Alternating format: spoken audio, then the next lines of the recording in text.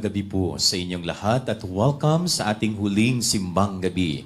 Patuloy po tayo maghanda para sa Kapaskuhan sa pamamagitan ng pagpapasalamat sa lahat ng biyaya na tinanggap natin sa ating Panginoon.